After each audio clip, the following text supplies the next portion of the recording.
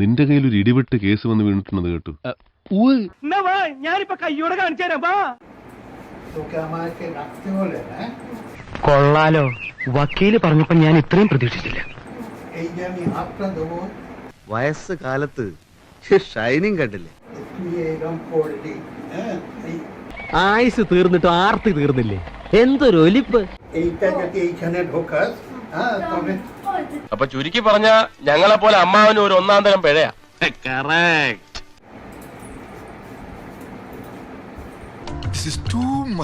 കൊതിപ്പിക്കല്ലേ ഭഗവാനെ. എന്റെ കയ്യിലെങ്ങനെ ആയിരിക്കണം മിനിമം ഒരു 500 ഡൈവേഴ്സ് കഴിഞ്ഞ് പിറ്റേ ദിവസം പെറ്റണിട്ടാണ്. കുഴിയിലേക്ക് കാല് നീട്ടിയിരിക്കണ നാണല്ലോ.